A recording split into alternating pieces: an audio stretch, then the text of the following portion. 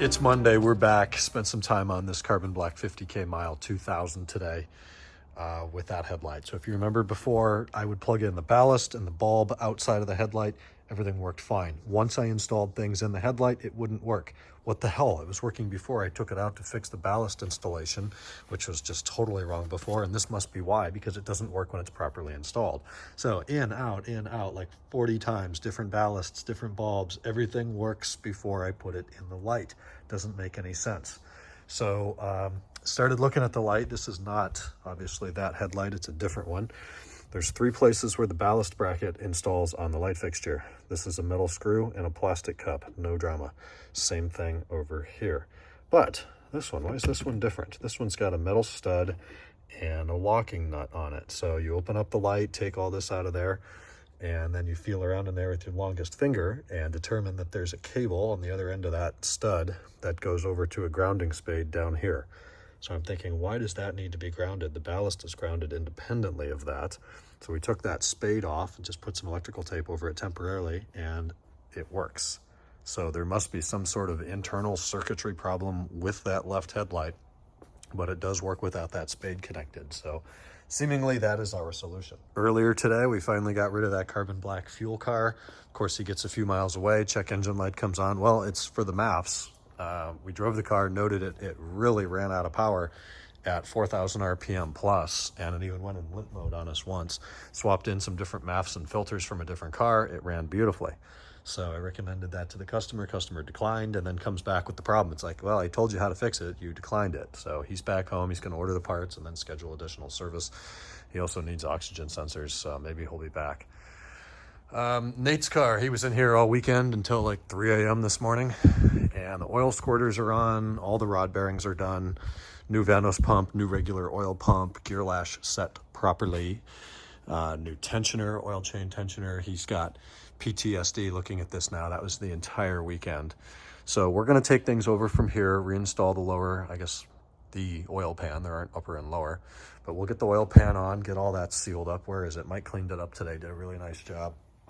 The separator, what are these called? Oil scavenge pumps are on with new seals. So that's all pretty and about ready to go. I'll talk with you, Nate, a little bit more and make sure everything's going to be buttoned up here. I know the accessories and the belts are off right now for the high pressure Vanos line. I believe you've made the low connection, but not the upper connection. Is that done from there? I don't know. We will chat before this goes back together, but oil pan and subframe, and then all the suspension, and we've got a torque front and back at ride height. Get some oil in this pig, check everything 4 times, and put her back together, start it up. Spent some time on the 540 over here today. I'm awaiting one item that I don't have the energy to talk about now before we really tear it down. It's just super frustrating, but hopefully soon. Cleaned up a whole bunch of stuff and organized this table. This was a real mess. Cleaned up the lower oil pan, the power steering pump, chased any and all threads, put a new level sensor in the oil pan, torqued that with a new crush washer on the drain bolt. So all those parts are in the trunk. Still have to clean up this hub pulley and the oil rails. Those are really sharp. Be careful with those. Water pump has a thermostat on it in the trunk.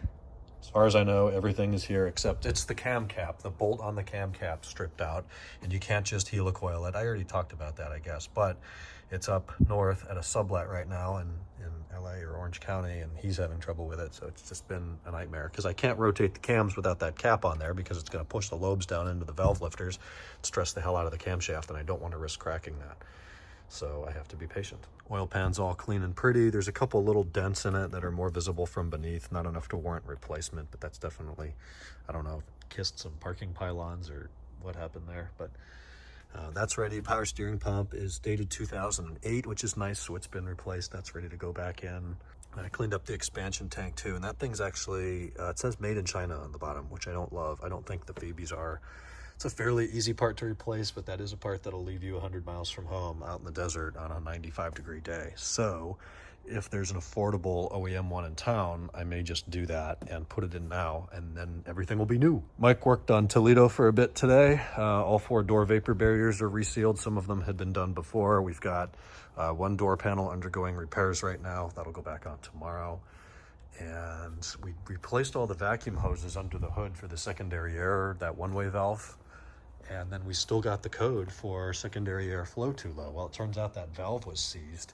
We kind of got it to loosen up with some brake clean and some high octane degreaser, but not really enough. So we have a new one of those on the way. Of course, we'll be replacing the metal/lead gasket as well. That should get rid of our code. And then we're pretty much done on this car. And then his black sapphire car, we still need those springs, and I'm having zero luck on the springs. And last call on the old Sterling rear bumper.